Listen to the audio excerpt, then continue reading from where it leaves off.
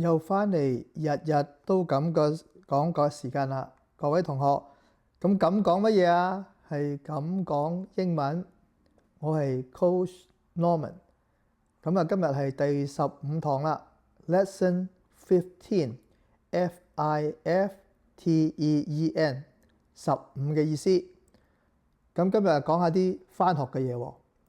好啦，返學就有學生啦，學生就係 student，S-T-U-D-E-N-T，student 係學生。咁唔同階段嘅學生有 kindergarten student，kindergarten student 係幼稚園學生，幼兒園學生。Kindergarten student S-T-U-D-E-N-T 係 student。好啦，小學生係乜嘢啊？係 grade school student。喺北美就係 grade school student。grade 係 G-R-A-D-E。grade school 係學校 student。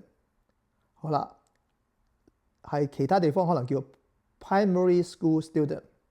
P-R-I-M-A-R-Y。好啦，中學生係乜嘢啊？係 high school student。high school student 咧又分兩種，一個就係 junior high student。嗱 ，junior J-U-N-I-O-R 年青啲咁解，所以係初中生 junior school student。高中生咧就係 high school student H-I-G-H-C-S-H-O-O-L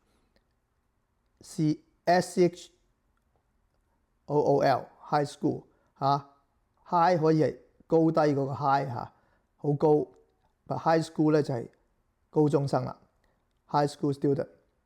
咁美國仲有咧 high school 要畢業咧就有個 GED 嘅，係美國通用教育發展嘅證書，即係等於中學文憑。咁即係話你讀過中學啦，合格啦，咁就發一張 GED 俾你。好，學校裏邊有乜嘢啊？首先除咗同學之外，梗係有老師啦，老師叫 teacher，T-E-A-C-H-E-R，T-E-A-C-H-E-R teacher。咁老師咧喺呢度我哋又有啲好多人喺外國嚟做學生喎，咁我哋叫做咩啊？呢啲人係 foreign student，F-O-R-E-I-G-N foreign 外國F-O-R-E-I-G-N students 係外國嚟嘅留學生，叫做 foreign students， 多數都喺大學裏邊啦。咁一轉到大學咧又有兩種喎。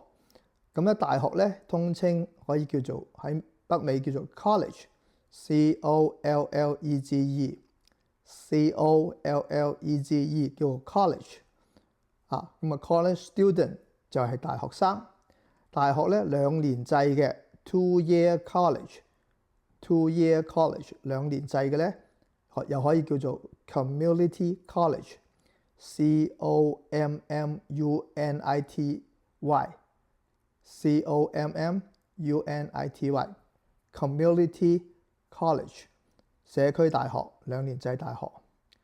咁一般4年嘅大學咧就叫做 university，university，U-N-I-V-E-R-S-I-T-Y，university。So university student 咧或者 college student 咧都係叫大學生，不過咧 university 咧就唔係講2年大學，係講4年嘅大學或者以上嘅。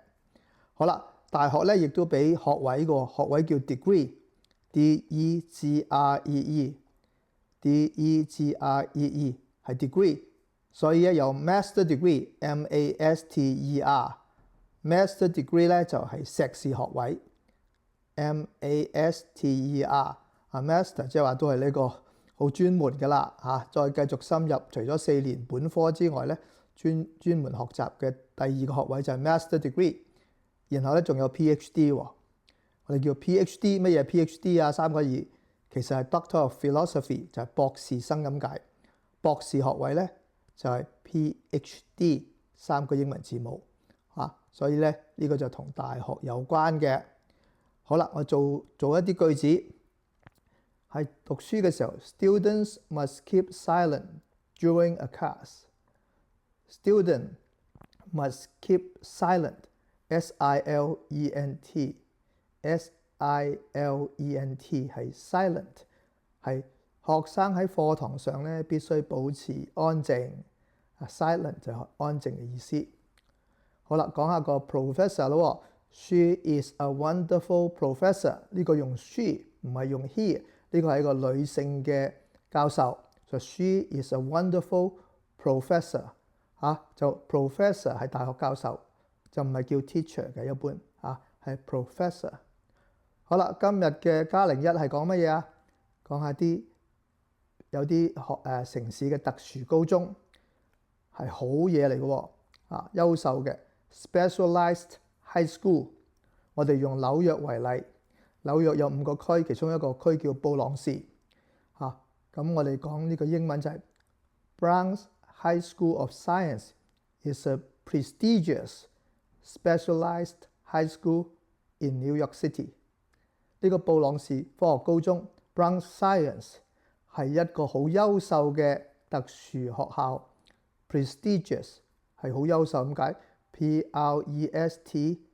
prestigious prestigious。所以咧係紐約嘅非常嘅特殊高中。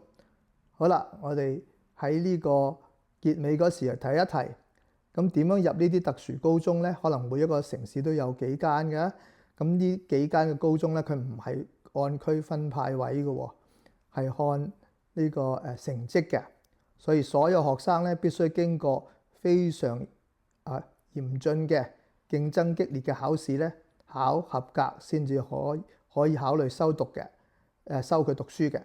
咁嗰個喺紐約嘅咧就叫做 SHSAT 特殊高中考試 SHSAT 咁然後按分數高低嘅排列咧，就考慮收邊個定唔收邊個。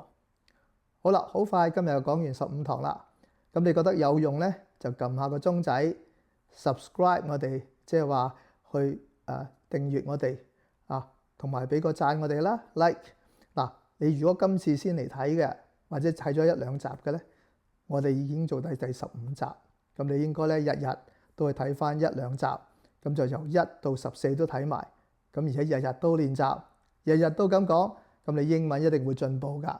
而家咧最初學嘅人咧，最後講一句咧，你唔使注意你嘅口音嘅，因為你個口音咧一定會有原地嘅口音。而家最緊要咧就係聽到啲字，日日練習，日日將啲字嘅音練到人哋聽得明，咁你就有進步，咁你識多啲朋友啦，工作亦都順利啲。